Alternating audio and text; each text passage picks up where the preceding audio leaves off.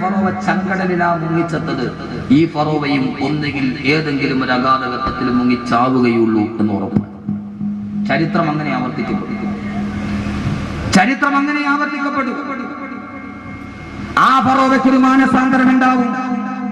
ആ ഫറോവയ്ക്ക് ഞാൻ ചെയ്തത് തെറ്റാണെന്ന് മനസ്സിലാകും. പക്ഷെ ഈ ഫിറൗനിന് പോലും മനസ്സിലുണ്ടായി. എല്ലാവർക്കും അറിയാം അബ്ദുൽ നാസർ മദനിയോട് ചെയ്യുന്നത് അനീതിയാണെന്ന് ആർക്കും അറിയാം. പക്ഷേ ഫറോവയ്ക്ക് പോലും അറിയാം മൂസാ നബി പറയുന്നത് സത്യമാണെന്ന്. തങ്ങളുടെ അധികാരം നഷ്ടപ്പെട്ടു പോയാൽ, തന്റെ അധികാരം നഷ്ടപ്പെട്ടു പോയാൽ ഫറോവ പറഞ്ഞതായിരുന്നു. പക്ഷേ സഹോദരങ്ങളെ, ഈ ഫറോവിനും ഒരു മാറ്റമുണ്ടായി. ഈ ഫറോവയ്ക്കും ഒരു മാറ്റമുണ്ടായി. എപ്പോഴെന്നറിയോ?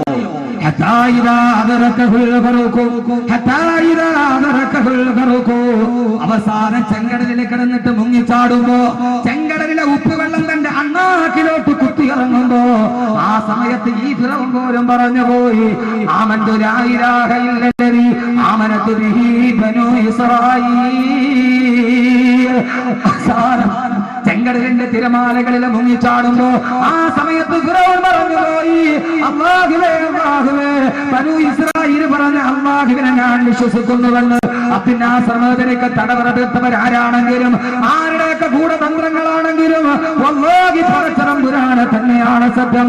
അവസാനം മരിക്കുന്ന സമയത്ത് ഫറോവ ചെങ്കടലിൽ കിടന്നിട്ട് പിടഞ്ഞു പോയെങ്കിൽ, ഒരു പാവപ്പെട്ട മനുഷ്യനെ ഇത്രയേറെ ക്രൂരതയ്ക്ക് വിധേയമാക്കിയ അഭിനവകാല ഫറോവമാർ അവസാനം മരിക്കുന്ന സമയത്ത് പിടഞ്ഞേ മരിക്കുകയുള്ളൂ.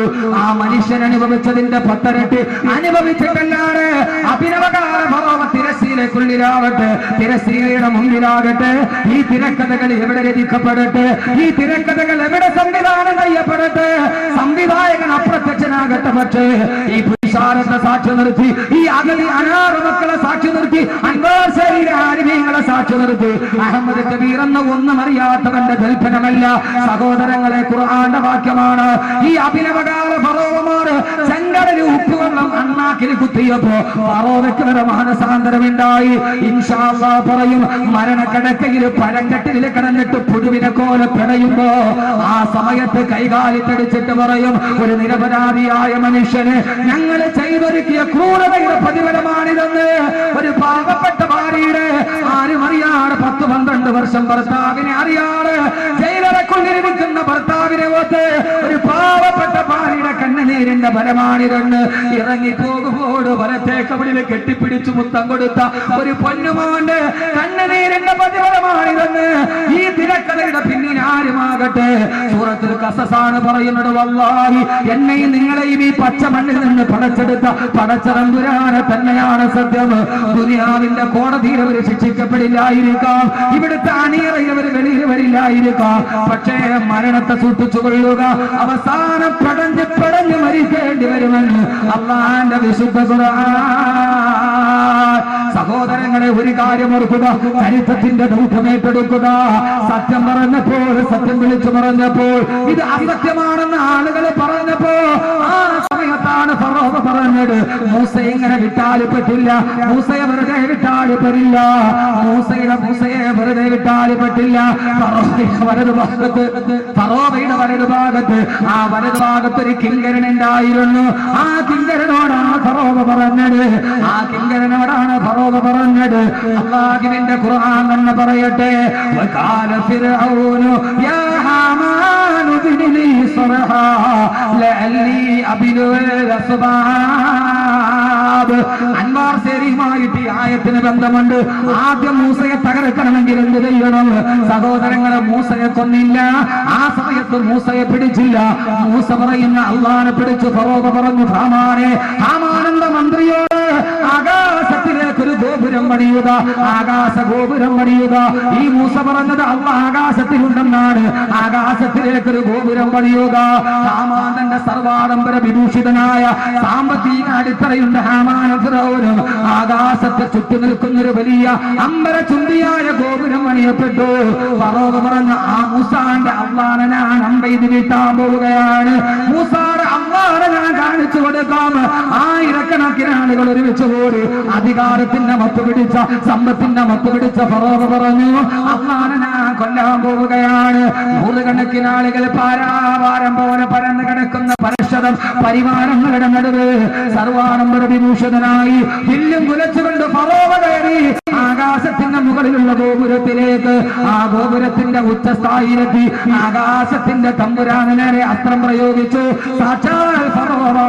സഹോദരങ്ങളെ, ആയിരക്കണക്കിന് ആളുകൾ നോക്കി നിൽക്കുമ്പോ ഫറോവയുടെ അസ്ത്രം ആകാശ സീമകളിലോട്ട് കടന്നുപോയി. ആകാശ സീമകളിലോട്ട് കടന്നുപോയി. പക്ഷേ ഫറോവ ഗോപുരം കുലുങ്ങിയിട്ട് ഫറോവ ചത്തിട്ടില്ല. സഹോദരങ്ങളെ, അറിയുക, അള്ളാഹ് വേണമെങ്കിൽ ആ ഗോപുരം ഒന്ന് കുലുക്കിയാൽ പടച്ചതമ്പുരാന് ഫറോവയെ തള്ളിയിട്ടുമല്ല, ആളുകളുടെ മുമ്പിൽ പിടഞ്ഞു മരിക്കും. പക്ഷേ ഗോപുരം കുലുങ്ങിയില്ല, ഫറോവ താഴെ വീണില്ല. ഫറോവ അതിന്റെ മുകളിൽ പൊട്ടിച്ചിരിച്ചിട്ട് നിന്നു. എന്തേ നിങ്ങൾ ചിന്തിക്കാത്തതെന്താ? അൻവാസയിലെ ആയിരക്കണക്കിന് അഗതി അനാഥ മക്കൾ ഞങ്ങളുടെ ഉസ്താദിനെ മോദിപ്പിക്കണേന്ന് ദുആ ചെയ്യുമ്പോ, ആയിരക്കണക്കിന് ആളുകൾ ദുആ ചെയ്യുമ്പോ എത്ര ആളുകൾ കാസർഗോഡ് ഞാൻ പ്രഭാഷണത്തിന് പോയപ്പോ പള്ളിക്ക് വേണ്ടി പൈസ പിരിക്കുകയാണ്, സ്വർണം പിരിക്കുകയാണ്. സ്വർണം ധാരാളം കടന്നു വന്നു. നിങ്ങളുടെ ആഗ്രഹമേടാണോ? നിങ്ങളുടെ ജീവിതത്തിൽ ഏറ്റവും വലിയൊരു ആഗ്രഹം ഉണ്ടായിരിക്കും. ആഗ്രഹം പറയ ദുആ ചെയ്യാമെന്ന് പറഞ്ഞപ്പോ സഹോദരങ്ങളെ, കാസർഗോഡ് ജില്ലയിൽ എന്റെ കയ്യിലാണ് വന്നത് 2 പവൻ വീതമുള്ള 2 വള. ഒരു സുന്ദരി പെൺകുട്ടി ഊരിത്തന്നു. എന്താ അതിന്റെ ആഗ്രഹമെന്നറിയോ? എന്റെ ഉസ്താദിന് വേണ്ടി ദുആ ചെയ്യണം. ഞാൻ അവളെ മദ്രസയിൽ പഠിപ്പിച്ച ഉസ്താദായിരിക്കാം, അവളുടെ മദ്രസയിലെ മുഅല്ലിമായിരിക്കാം. ഞാൻ എഴുതി ചോദിച്ചു, ആരാണ് ഉസ്താദ് എന്ന് പറയുക? എനിക്ക് എന്റെ ഭൂമുഖത്തിൽ ഒരൊറ്റ ഉസ്താദേ ഉള്ളൂ. അത് മഅ്ദനി ഉസ്താദാണ്. അത് മഅ്ദനി ഉസ്താദാണ്. നിസ്കാരമില്ലാതെ തലമറക്കാത്ത നടന്ന ഞാൻ മഅ്ദനി ഉസ്താദിന്റെ വഅദ് കേട്ടിട്ടാണ്. സഹോദരങ്ങളെ, കാസർഗോഡ് പ്രസംഗം കഴിഞ്ഞ് ഞാൻ ഇറങ്ങുമ്പോ ഭക്ഷണം കഴിക്കാൻ പോയ വീട്ടിൽ ആ പെൺകുട്ടി എന്നെ കാണാൻ വന്നു. ആ പെണ്ണ് പറഞ്ഞ വാക്കാണ്, ഞാൻ പറഞ്ഞതല്ല. മഅ്ദനി ഉസ്താദിന്റെ പ്രസിദ്ധമായൊരു പ്രഭാഷണം ഉണ്ടല്ലോ, നിസാഉൽ കാസിയാത്തുൻ നാരിയാത്തുൻ മായിലാത്തുൻ മുമീലാത്തുൻ റഊസുഹുന്ന കാസ്നിമത്ത് ബുഖത്ത് മായിലാ.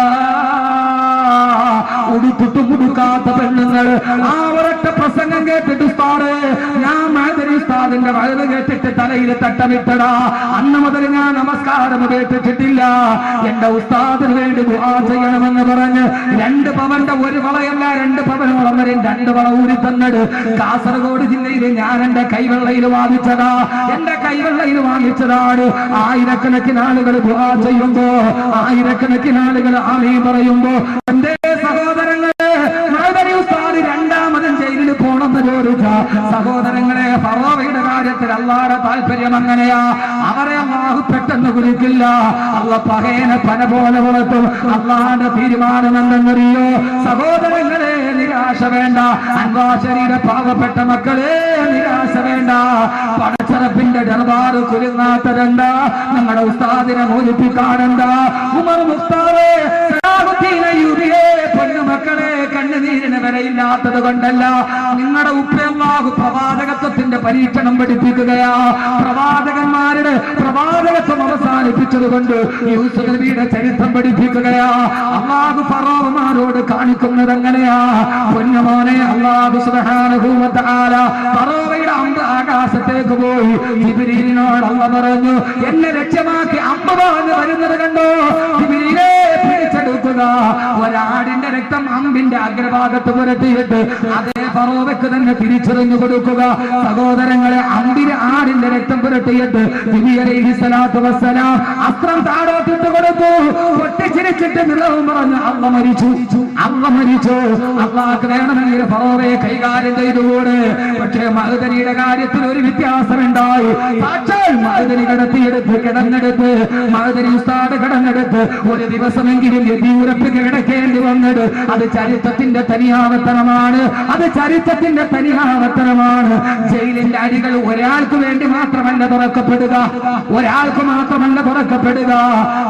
സഹോദരങ്ങളെ, മഅ്ദനി ഉസ്താദിനെ സ്നേഹിക്കുന്ന കാസർഗോഡ് ജില്ലയിൽ നിന്ന് കന്യാകുമാരി വരെ ഇവിടെ ഒരുമിച്ച് കൂടിയവരോട് ഞാൻ പറയുന്നു, നമ്മുടെ മനസ്സിൽ മഅ്ദനി ഉസ്താദിനോട് സ്നേഹമുണ്ടെങ്കിൽ നമ്മൾ ഇപ്പോൾ ചെയ്യേണ്ട ഒരു ദൗത്യമുണ്ട്.